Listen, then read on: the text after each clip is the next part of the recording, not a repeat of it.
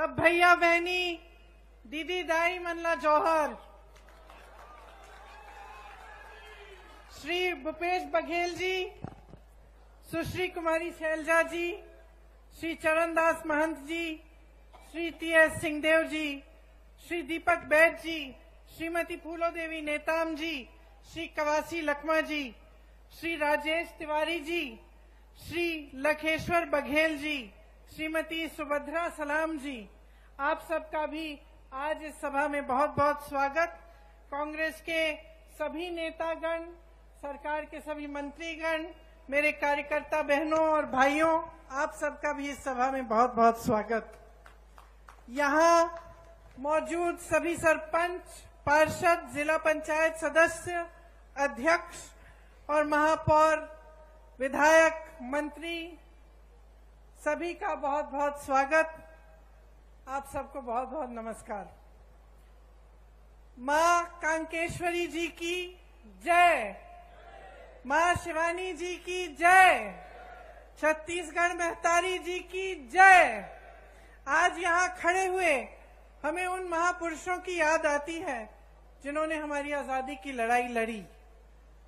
ये धरती स्वतंत्रता सेनानी इंद्रू केवट जी, सुखदेव पातर हलबा जी और कंगलू कुम्हार जी की है। ठाकुर राम प्रसाद पोटाई जी की धरती है, जिन्होंने संविधान सभा के सदस्य होने के नाते बाबा साहेब के साथ पिछड़ों और वंचितों के अधिकार दिलाए। ये पंचायती राज का सम्मेलन है। महात्मा गांधी जी के से लेकर राजीव गांधी जी तक पंचायती राज का जो सपना था उसको साकार करने का कार्य कांग्रेस ने किया। 33% महिला आरक्षण पंचायतों में भी कांग्रेस पार्टी की सरकार ने किया। देखिए, जैसे बघेल जी ने कहा, एक समय था जब जनप्रतिनिधि की संख्या बहुत कम थी, तो उससे क्या होता था कि जितने निर्णय लेने थे वो सब एक जगह केंद्रित हो जाते। वही 5000 लोग पूरे देश के लिए छोटे से बड़ा निर्णय ले सकते थे। तो कई ऐसे कार्य होते थे जिनको होने में बहुत समय लगता था। कई ऐसे कार्य भी होते होंगे जिनकी जरूरत ही नहीं थी। कई ऐसे कार्य होते थे जिनकी जरूरत थी लेकिन समय लगता था। दिल्ली जाना पड़ता था या रायपुर जाना पड़ता था या कहीं और आपके जिले में जाना पड़ता था अगर गांव का कार्य होता था। तो जब पंचायती राज की बात हुई तब मंशा ये थी कि लोकतंत्र को जन जन तक पहुंचना चाहिए। इसका मतलब है कि जो गांव का विकास है, जो गांव का कार्य है, उसका निर्णय गांव में ही होना चाहिए। आज आप सब यहाँ बैठे हैं, आप सब जमीनी लोग हैं। सबसे ज्यादा अच्छी तरह कौन जानता है कि गांव की जरूरतें क्या हैं, गांव के विकास के लिए क्या अच्छा रहेगा, कौन सा काम पहले करना चाहिए, किसकी ज्यादा जरूरत है, ये आप सब जानते हैं और आपसे बढ़कर कोई नहीं जानता। आज आपके हाथों में सत्ता है। आज पैसा सरकार आपके हाथों में भेजती है ताकि आप ये निर्णय ले सकें और गांव में आप खुद काम करा सकें। तो ये छोटी बात नहीं है, बहुत बड़ी बात है कि लोकतंत्र की नींव, इस देश की जितनी भी व्यवस्था है उसकी नींव आज पंचायतों में, गांव में, नगर पालिकाओं में है। तो आपकी जो जिम्मेदारियां हैं वो बहुत बड़ी जिम्मेदारियां हैं और मैं जानती हूं कि इन जिम्मेदारियों को आप बहुत निष्ठा के साथ पूरा करते हैं। यहाँ पे लिखा है छत्तीसगढ़ सरकार भरोसे की सरकार। भरोसा करते हैं आप इस सरकार में? जोर से बोलिए, करते हैं? क्यों करते हैं? हाँ? देखिए, भरोसे को बनने में समय लगता है। भरोसे को बनने में ये होना जरूरी है कि आपको दिखे। आप किसी के साथ दोस्ती भी कर लो, नई नई दोस्ती है, एकदम भरोसा नहीं बनता। समय लगता है। कहीं आपको कोई समस्या आ गई आपके घर में, उस दोस्त ने मदद कर ली तो भरोसा बनना शुरू होता है। कहीं सबने आपके बारे में कुछ गलत कह दिया, वो दोस्त खड़ा हो गया, उसने कहा नहीं वो ऐसा नहीं है, मेरा दोस्त है, तो आपका भरोसा बनता है कि नहीं। तो सरकार के साथ भी अनुभव से ही भरोसा बनता है। और अनुभव किस चीज का होता है? निष्ठा का होता है। आप देखते हैं कि यह सरकार हमारे लिए काम कर रही है।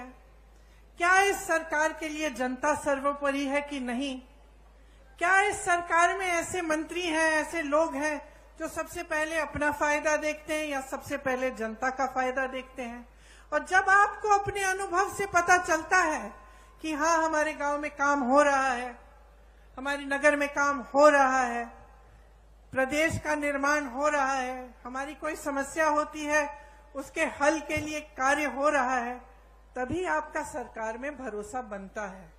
तो आज अगर छत्तीसगढ़ की कांग्रेस की सरकार में आपका भरोसा है तो ये इस वजह से है कि छत्तीसगढ़ की जो कांग्रेस की सरकार है वो कांग्रेस की एक बहुत पुरानी परंपरा को आगे बढ़ा रही है।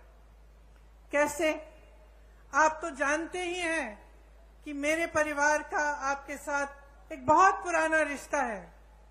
पंडित जवाहरलाल नेहरू जी यहाँ स्वतंत्रता संग्राम के दौरान आए, उसके बाद भी वो पूरे प्रदेश के कोने कोने तक उन्होंने दौरा किया, आपके पास आए, आपकी समस्याओं को समझा।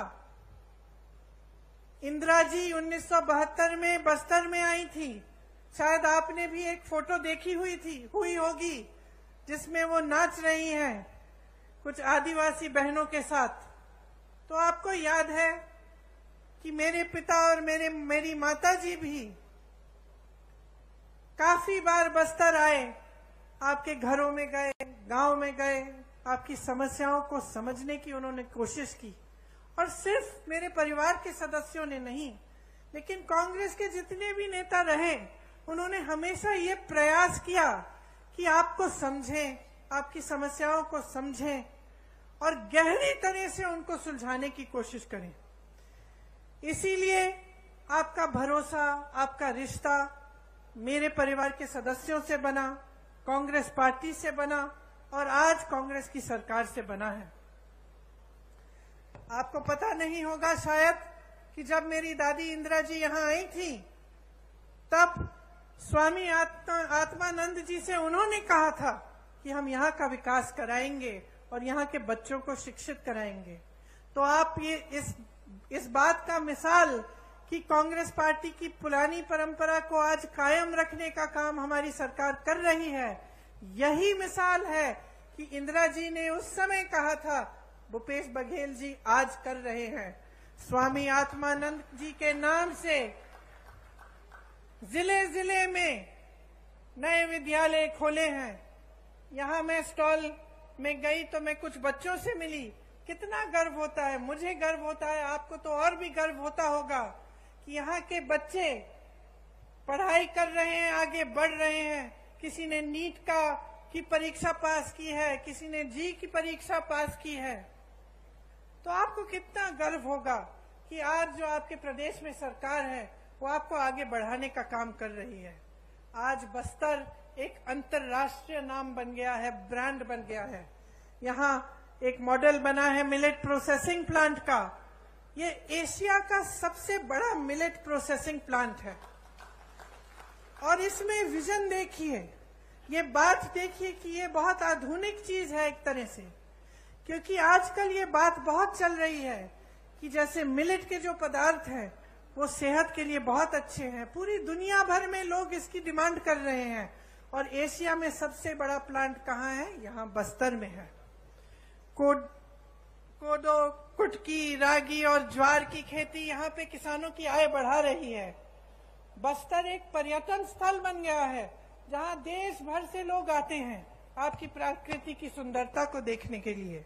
बहुत लोगों को रोजगार मिला, आपकी संस्कृति, आपकी हुनर, आपकी कला को बढ़ावा मिला है और उसको बदलने की कोई कोशिश नहीं कर रहा है। आप पर कोई अपनी संस्कृति को ठोसने की कोई कोशिश नहीं कर रहा है। आप ही की संस्कृति को आगे बढ़ाया जा रहा है। 60 से ज्यादा वन उपज आज समर्थन मूल्य पर खरीदे जा रहे हैं। देश में कुल वन उपज जितने भी हैं उनमें सबसे ज्यादा योगदान छत्तीसगढ़ से है। लखनपुरी चरामा में रोजगार बनाने के लिए औद्योगिक क्षेत्र विकसित किए गए हैं। तो इतना सारा काम आपके क्षेत्र में हो रहा है। भाजपा के राज में क्या था, मेरे से अच्छी तरह आप जानते हैं। हिंसा का राज था, लोग यहां आने से डरते थे। निर्दोष आदिवासी भाई बहनों को जेल में डाल दिया जाता था। हर तरफ हिंसा, भय और उत्पीड़न था। आज कांग्रेस की सरकार ने खूब परिश्रम करके 5 सालों के अंदर अंदर आपको उस हिंसा की जाल से निकाला है और आपको प्रगति।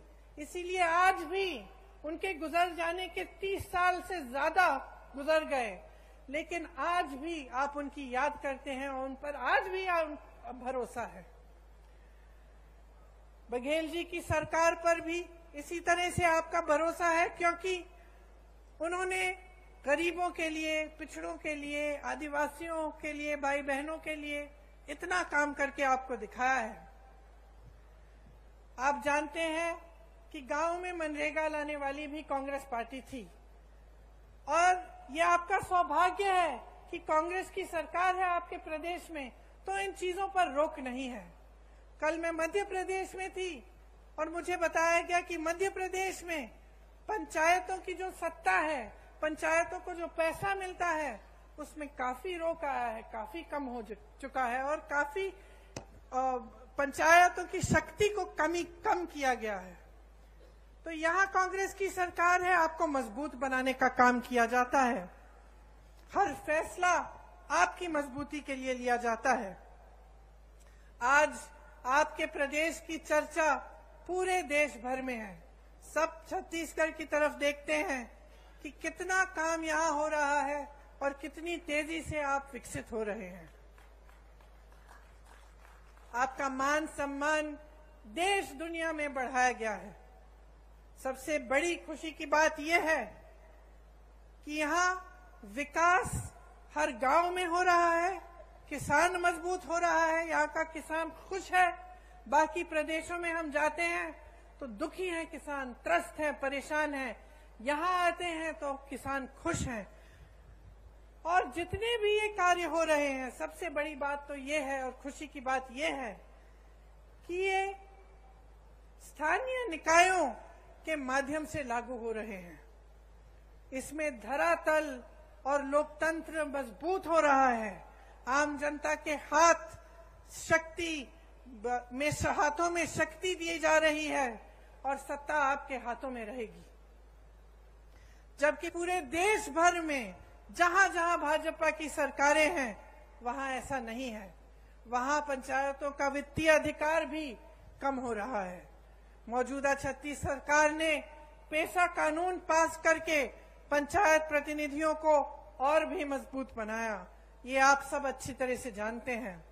आज यहाँ स्थानीय निकायों के लिए अरबों रुपए का विकास कार्यों का भूमि पूजन और लोकार्पण किया गया है। आप सबको गर्व होना चाहिए कि ये सारा काम आपके प्रदेश में हो रहा है और आप ही के जरिए हो रहा है। देखिए, पंचायत प्रतिनिधियों को वित्तीय अधिकार देकर कांग्रेस ने ये साबित किया है कि असली लोकतंत्र का अर्थ क्या होता है, कि किसी कमरे में बैठे आपके लिए कोई अधिकारी निर्णय नहीं ले रहा है, आप खुद अपने लिए सही निर्णय ले रहे हैं। भाजपा ने क्या किया, इसका एकदम विपरीत किया है। हमारे प्रधानमंत्री जी को देखिए, जैसे बघेल जी ने कहा, देश की सारी संपत्ति अपने अरबपति मित्रों को दे दी। लाखों करोड़ों के इनके कर्ज माफ कर लिए। जब किसानों को के कर्ज को माफ करने की बात उठती है तो कहते हैं कि पैसा नहीं है। यहाँ छत्तीसगढ़ में कांग्रेस की सरकार ने कर्ज माफ करने का काम 24 घंटों के अंदर अंदर किया। इन्होंने क्या किया? प्रधानमंत्री जी अपने लिए दो हवाई जहाज खरीदते हैं। 8,000 करोड़ का एक हवाई जहाज अपने लिए। सुन लीजिए, 20,000 करोड़ का नया संसद बनाते हैं, जबकि एक अच्छा खासा संसद हमारे देश में है। 27,000 करोड़ का एक यशोभूमि नया बड़ा हॉल बनता है, 27,000 करोड़ का। और जब ओपीएस की बात होती है, पेंशन की बात होती है, आप सरकारी कर्मचारी हैं, यहां खड़े हैं, जब आपके पेंशन की बात होती है तो क्या जवाब देते हैं? कहते हैं कि पैसा नहीं है।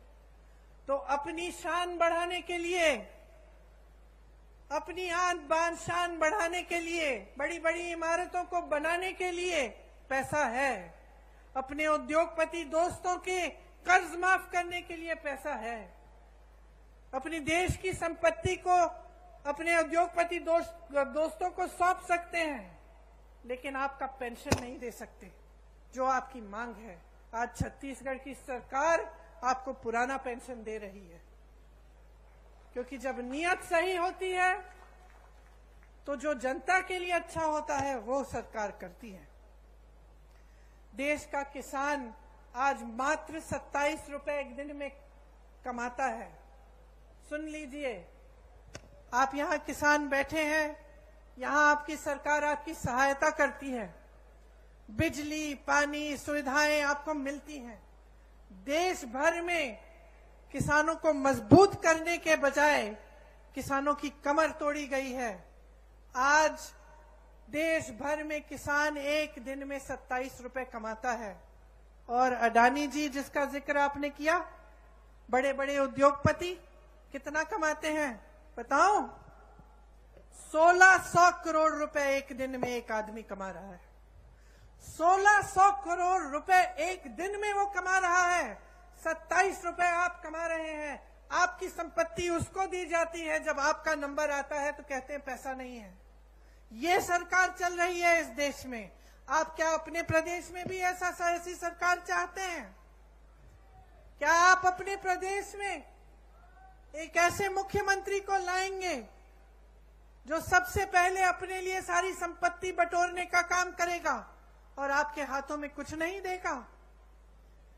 भाजपा की सरकारें जो हैं अमीरों के लिए चलती हैं, इसमें गरीब के लिए, मिडिल क्लास के लिए कोई सोच नहीं है।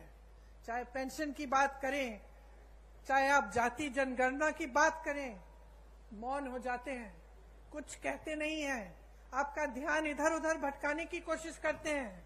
कभी धर्म की बात करेंगे, कभी कोई और बात उठाएंगे जिससे आपके जज्बात जुड़े हैं।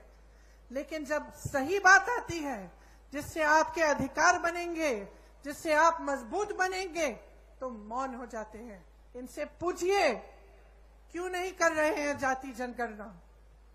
आज मैं यहां खड़े हुए घोषणा करना चाहती हूं, बघेल जी से मैंने बात की है, अगर हमारी सरकार दोबारा छत्तीसगढ़ में आएगी तो बिहार की तरह यहां भी जाति जनगणना कराई रहेगा।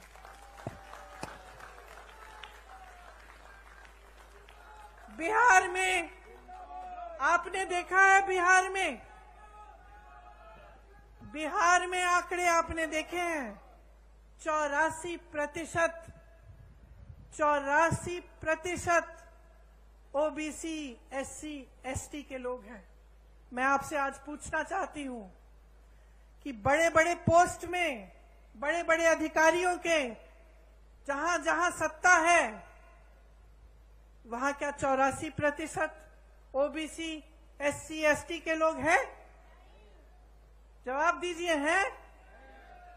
क्या उनका अधिकार नहीं है? तो जाति जनगणना क्यों नहीं हो सकती? होनी चाहिए। देखिए, जब आपकी काम की बात होती है, ये लोग मौन हो जाते हैं, या फिर जैसे मैंने कहा, आपका ध्यान कहीं और भटकाने की कोशिश करते हैं।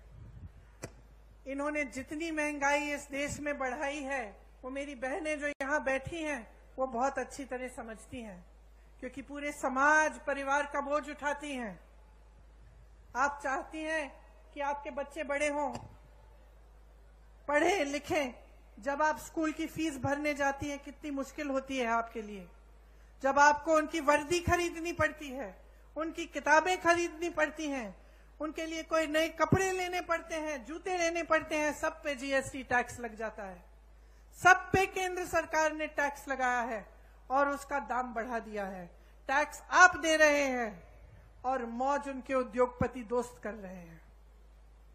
हर चीज पे टैक्स लग रहा है, कपड़ों पे, बर्तनों पे।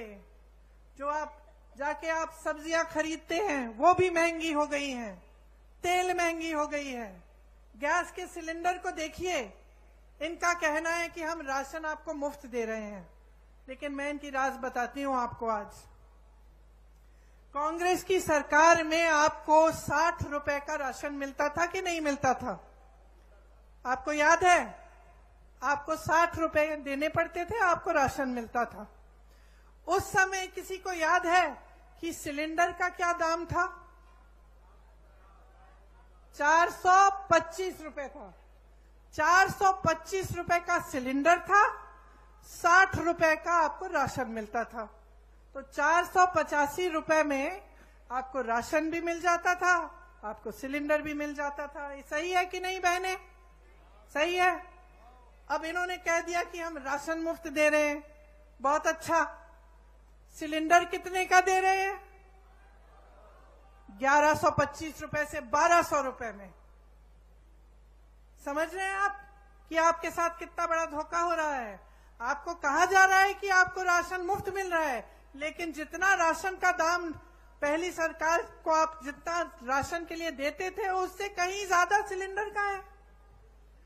तो जहां आपको 485 रुपए में दोनों चीजें मिल जाती थी, आज 1125 रुपए में एक सिलेंडर मिल रहा है। कौन खरीदेगा?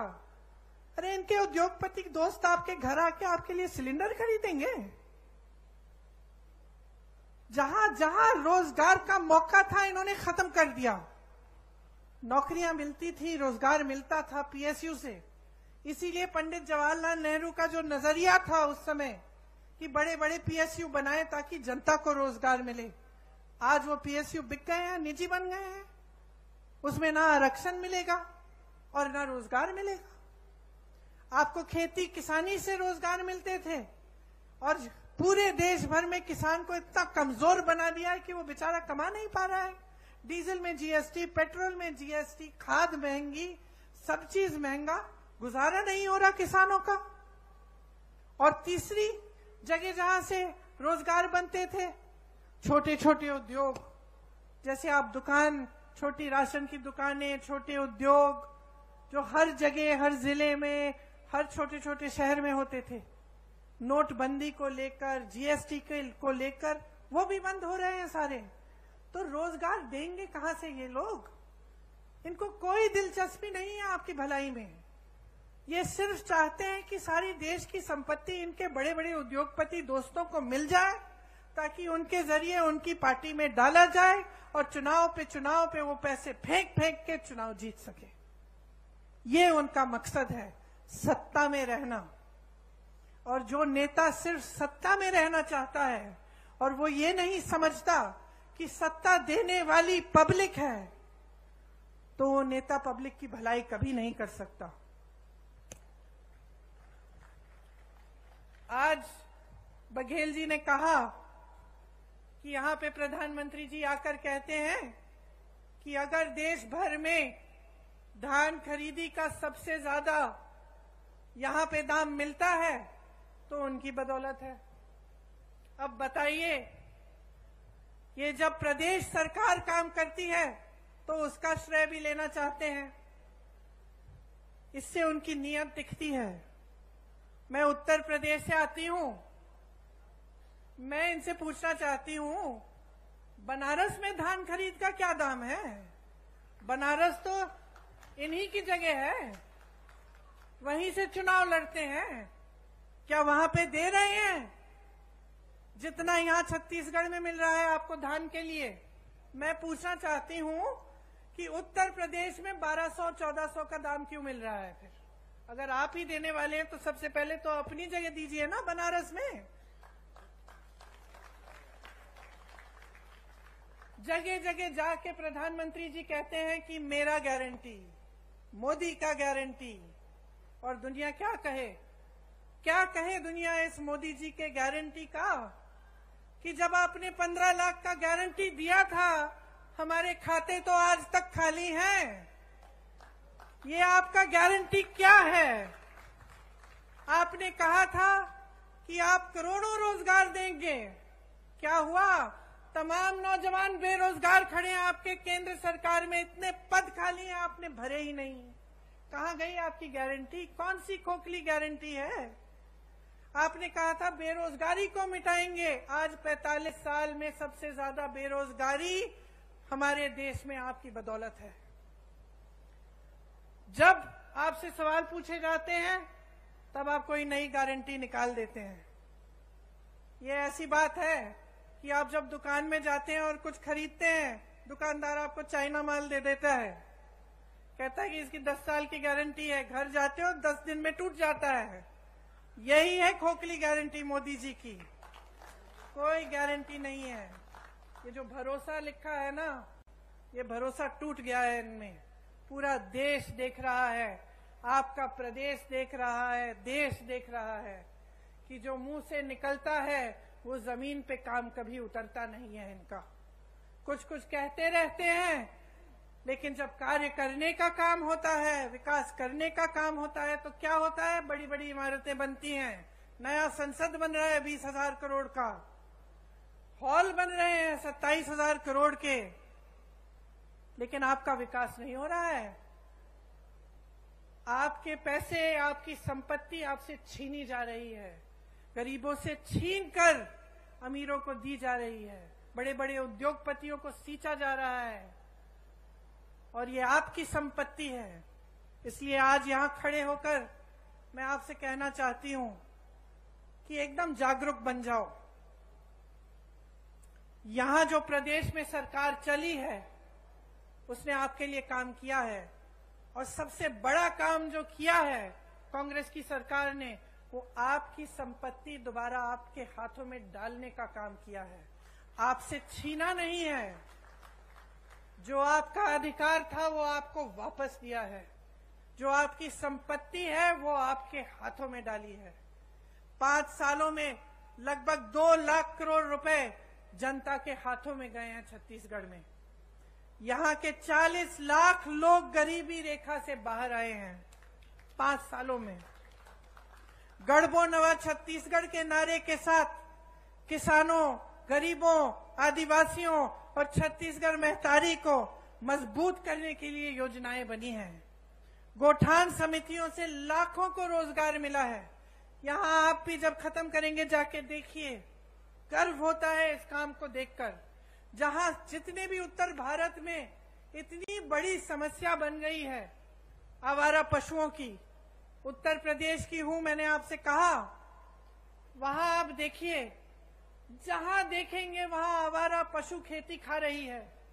महिलाएं परेशान हैं, रात भर उनके पतियों को खेती में बैठना पड़ता है, निगरानी करनी पड़ती है, और दिन भर वो जाती हैं कि किसी न किसी तरह से खेती बच जाए। लेकिन सरकार ने इस समस्या को हल करने के लिए कुछ नहीं किया। यहाँ छत्तीसगढ़ में मैं गर्व से कहना चाहती हूँ कि जो गोठान योजना है उससे ये समस्या हल भी हुई है, और इससे आपकी प्रगति भी हुई है, और आपको रोजगार मिले हैं, आपकी कमाई हुई है। वहां खड़ी हुई मेरी बहनें खुशी से खिलखिला रही हैं। मैंने जब उनसे पूछा खुश हो, मुस्कुरा के कहीं खुश है। कितना कमाया है? हमारे समूह ने 1 लाख कमाया है। गर्व से कह रही हैं। अब इनको कौन दबाएगा? आगे बढ़ना शुरू हो गया है, विकसित होना शुरू हो गया है। तो यही चाहते हैं आप प्रदेश की सरकार से। खेती में देखिए, जैसे मैंने कहा, देश भर में किसान त्रस्त है, परेशान है, लेकिन यहाँ पे किसान खुश क्यों है? उसका कर्ज माफ किया गया, उसको सुविधाएं दी गई, धान के खरीद के जो दाम है सबसे ज्यादा है, तो खुश क्यों नहीं होगा? ये एकमात्र प्रदेश है पूरे देश में जहां लोग किसानी का काम करना चाह रहे हैं, नए रोजगार बन रहे हैं इसके द्वारा। जैसे मैंने पहले कहा, आपकी जो उपज है, गन्ना, मक्का, कोदो, कुटकी, रागी, तिलहन, इन सब की किसानी के लिए आपको अतिरिक्त लाभ मिलता है। गाय, गांव, गोठान द्वारा किसानों की मदद हो रही है। प्रदेश में जितना संसाधन है, जितना धन है, सारा किसान, महिलाओं, आदिवासियों और दलितों के हाथों में दिया जा रहा है, आपके हाथों में वापस दिया। भूमिहीन कृषि मजदूरों को सालाना गोबर की खरीद अब तक 425 करोड़ का भुगतान इसमें हुआ है। आप सोचिए कितना लाभ हो रहा है आपका। इसीलिए जब आप भाजपा के प्रदेशों को देखते हैं, ध्यान से इनका आकलन करिए, ध्यान से देखिए क्या ये सब स्कीम, ये सब सरकार की जो बातें हैं, जो काम कर रहे हैं, वो क्या उधर भी हो रहा है। और आपको पता, सच्चाई पता चल जाएगी। चाहे आप मेरी बातों पे ना जाएं, हमारे नेताओं की बातों पे ना जाएं, क्योंकि हम कांग्रेस पार्टी के हैं, हम कांग्रेस के पक्ष में बोलेंगे। लेकिन आप अगर आंख खोल के अगर जागरूक बनेंगे और अगर दूसरे प्रदेशों की ओर देखेंगे, तो आपको कांग्रेस के प्रदेशों में और उन प्रदेशों में बहुत फर्क दिखेगा। आज राजस्थान, कर्नाटका, हिमाचल प्रदेश और छत्तीसगढ़ में ओपीएस लागू है। आज जो वादे उन प्रदेशों में किए गए वो पूरे कर दिए जा रहे हैं। महिलाओं को हर महीने कुछ मिल रहा है कर्नाटका में, हिमाचल में शुरू होने जा रहा है। राजस्थान में जैसे यहाँ पर आपको चिकित्सा के लिए जब आप बीमार पड़ते हैं तो आपको 25 लाख तक मुफ्त इलाज मिलता है। तो ये सिर्फ छत्तीसगढ़ की बात नहीं है, ये कांग्रेस में जहां जहां सरकार है उन प्रदेशों की बात है और ये सच्चाई है। तो इसमें कोई अगर आपको शक हो, आप खुद पूछ लीजिए, किसी राजस्थानी से पूछ लीजिए कि क्या हो रहा है उस प्रदेश में। और आपको तो छत्तीसगढ़ का अनुभव है ही, आप तो जानते ही हैं कि यहाँ कितनी प्रगति हुई है और आपके लिए कितनी चीजें की हैं। किसानों की यहाँ हजारों करोड़ रुपए की सब्सिडी है। तेंदुपत्ता बंडल का दाम 4,000 रुपए तक बढ़ाया गया है। बीपीएल परिवारों का 5 लाख तक निःशुल्क इलाज हो रहा है और जो जेनेरिक दवाइयां हैं उसमें 50 से 75% तक छूट भी मिल रही है। महिलाओं के लिए मेरी बहनें कितनी योजनाएं हैं, मैं गिनवा सकती हूँ आपको। आंगनवाड़ी कार्यकर्ता का मानदेय बढ़ाया, 10,000 रुपए किया। सहायिका का 5,000 रुपए किया। मिनी आंगनवाड़ी को 7,500 रुपए किया। मितानिन बहनों को भी 2,200 का रुपए अतिरिक्त मिल रहे हैं। दाई दीदी क्लिनिक बनी महिलाओं के लिए, आपसे ही संचालित है। कितना अच्छा लगता है ये देखकर कि आप खुद इन क्लिनिकों का संचालन कर रही हैं और आप ही का लाभ हो रहा है। सरकारी कॉलेजों में लड़कियों को स्नातक तक मुफ्त शिक्षा मिल रही है। इतना अच्छा लगता है। यहाँ मेरी छोटी बेटियां खड़ी हैं जो इंग्लिश में बोल रही हैं, जो कह रही हैं कि मैं बड़ी होकर डॉक्टर बनूंगी, मैं बड़ी होकर कलेक्टर बनूंगी। स्वामी आत्मानंद स्कूल की बात की हमने, जिनके बारे में आदिवासी बच्चियों की शिक्षा के लिए इंदिरा जी ने बोला था, बघेल जी ने वो सपना साकार किया।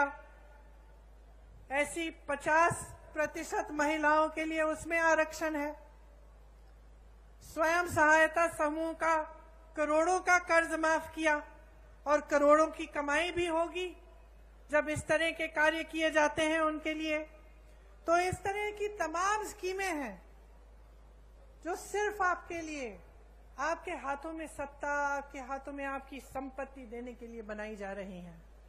मैं गर्व से आज एक और घोषणा करना चाहती हूं कि अगर हमारी सरकार फिर से प्रदेश में आएगी तो 10 लाख आवास गरीबों को दिए जाएंगे।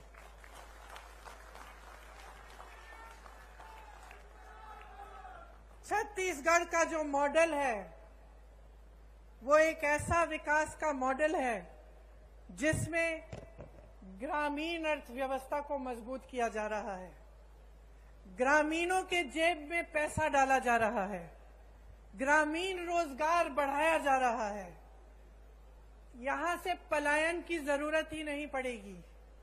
उल्टा पलायन यहाँ होगा, क्योंकि इतना रोजगार, इतनी प्रगति यहाँ प्रदेश में हो रही है कि सबसे पहले तो कोई छोड़ के जाना नहीं पड़ेगा किसी को रोजगार ढूंढने के लिए, और दूसरा लोगों को लगेगा कि चलो हम छत्तीसगढ़ जाएं, वहां पे व्यापार करेंगे तो हम वहां विकसित हो सकेंगे। तो ये एक बहुत बड़ी बात है जिसके जरिए छत्तीसगढ़ आर्थिक, सामाजिक और सांस्कृतिक तौर पर भी विकसित होगा। आप तो जानते ही हैं कि यहाँ राम सीता वन गमन पथ बनाया है। भगवान राम जी ने अपने 14 वर्ष वनवास के यहीं बिताए। जहां जहां भगवान राम जी और मां सीता जी के चरण पड़े, उनमें से 75 स्थलों की पहचान करके उनको पर्यटन तीर्थों के रूप में विकसित किया जा रहा है।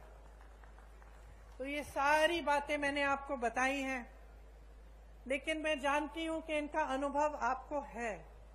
आप खुद देख रहे हैं कि आपके प्रदेश में खुशहाली आ रही है। तो मैं सिर्फ ये कहना चाहूंगी आपको कि चुनाव आ रहा है, शायद कल घोषित हो जाएगा। कुछ दिनों में पोलिंग का दिन आएगा। आप सब, खासतौर से मेरी बहनें, आप अपना वोट डालने जाएंगी। आज मुझे बहुत खुशी की बात है कि जितने भी राजनीतिक दल हैं वो समझ गए हैं कि जो मेरी बहनें हैं, असली शक्ति इनके हाथों में है। आज सब आपके वोटों के पीछे दौड़ रहे हैं, तो इसका मतलब है कि आपकी जिम्मेदारी दुगनी हो गई है। किसके प्रति है ये जिम्मेदारी? आपके देश के प्रति, आपके प्रदेश के प्रति तो है ही, लेकिन सबसे बड़ी जिम्मेदारी आपके बच्चों के प्रति है। आप अपने बच्चों का भविष्य मजबूत बनाना चाहती हैं कि नहीं? तो इसके लिए आप सबको, बहनों और भाइयों, बहुत जागरूक रहना पड़ेगा। आप सबको सवाल उठाने पड़ेंगे कि आपके लिए क्या और कौन क्या करता है। और जब आपको दिख रहा है कि छत्तीसगढ़ विकसित हो रहा है, जब आपको भरोसा है छत्तीसगढ़ की कांग्रेस की सरकार में, तो 5 साल और इस सरकार को मौका दो, ताकि आपका प्रदेश और भी मजबूत बने, और भी आगे बढ़े, और पूरा देश आपकी तरफ देखे कि ये मिसाल है। प्रदेश ऐसे चलना चाहिए, ऐसे विकसित होना चाहिए, और जो सरकार काम करती है इसी तरह से सरकार को काम करना चाहिए। इसलिए आज यहां खड़े हुए मैं आपसे कहती हूं कि आप अपने अनुभव पे उतरो, आप जागरूक बनो, आपका अपना कर्तव्य पूरा करो, अपने ही प्रति, अपने ही बच्चों, परिवारों के प्रति, अपने भविष्य के प्रति, अपने प्रदेश और देश के प्रति। और जब आप जागरूक बनेंगे तो ये स्पष्ट है कि आप कांग्रेस को ही वोट देंगे। क्यों? आप अंदर जानते हैं कि कांग्रेस के ने आपके लिए दिन रात एक करके काम करके दिखाया है। आप सबने बहुत ध्यान से मेरी बातों को सुना। आज गर्मी भी है काफी। मेरी बहनों को मैंने पैदल चलते हुए देखा जब यहाँ आ रही थी, तो मैं दिल से आपको धन्यवाद देना चाहती हूँ कि आप यहाँ आई और आपने मेरी बातें इतनी ध्यान से सुनी। एक बार मेरे साथ कहिए, छत्तीसगढ़ महतारी की, छत्तीसगढ़ महतारी की, छत्तीसगढ़ महतारी की जय हिंद। धन्यवाद।